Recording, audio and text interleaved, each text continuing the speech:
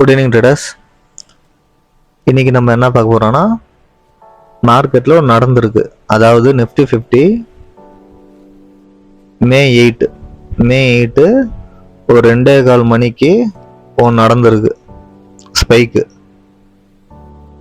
பாருங்க, 150லேருந்து 250 80 point spike வந்திருக்கு. இதுக்கு பின்னாடி என்ன நடந்திருக்குன்னு கம்ப்ளீட்டாக இந்த வீடியோவில் பார்ப்போம். வாங்க ட்ரேடர்ஸ் வீடியோக்குள்ள போகலாம்.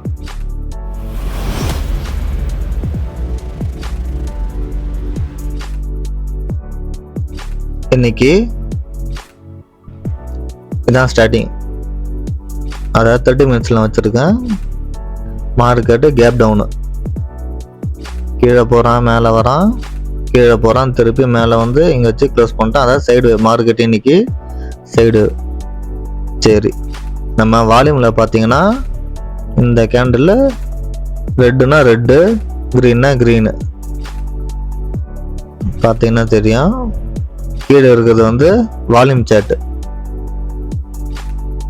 நீங்கள் பாருங்க, கரெக்டாக 2:15க்கு வால்யூம் நிறைய தான் வந்திருக்கு. அதாவது அன்னைக்கு ஹோல் டேலேயே க்ரீன் கலர் தான் ஹையஸ்ட்டு. அதாவது என்ன சொல்கிறான்னா, பையர்ஸ் நிறைய பேர் வந்துட்டாங்க, வால்யூம் நிறையா வந்திருக்குன்னு காட்டுது.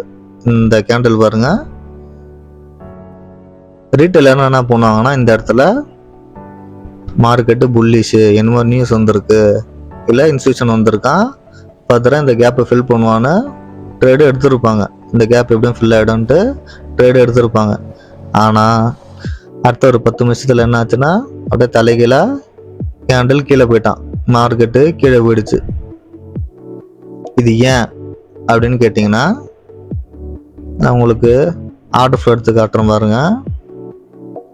இன்னைக்கு காலையில இருந்து இன்ஸ்டியூஷனும் வரல, எவனுமே வரல. இங்க பாருங்க, அதாவது இதுலேருந்து ஸ்டார்டிங்.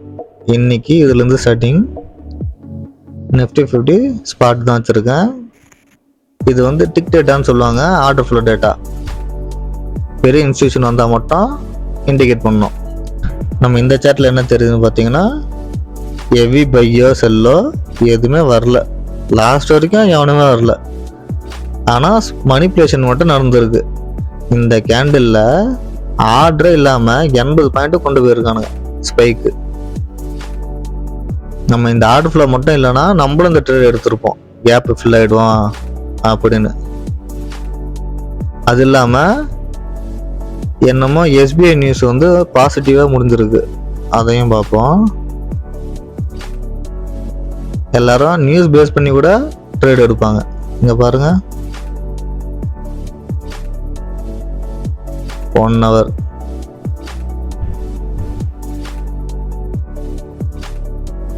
எஸ்பிஐயில் 6% growth positive. எப்போ கரெக்டாக பாருங்கள், 2 hours முன்னாடி நான் எடுக்கிறது 16னா 4:40 கரெக்டாக 2 மணிக்கு அதே நியூஸ் தான் ஸ்பைக் ஆகும்போது தான் இது வந்திருக்கு. இந்த நியூஸு கரெக்டாக 2 மணிக்கு தான் வந்திருக்கு. மணி இப்போ 4:40, 2:40, 2 மணிக்கிட்ட வந்திருக்கோம். நம்ம இந்த ஆர்டர் ஃப்ளோ சார்ட் மட்டும் இல்லைன்னா நம்மளும் ட்ரேட் எடுத்திருப்போம், லாஸ் ஆகிருப்போம்.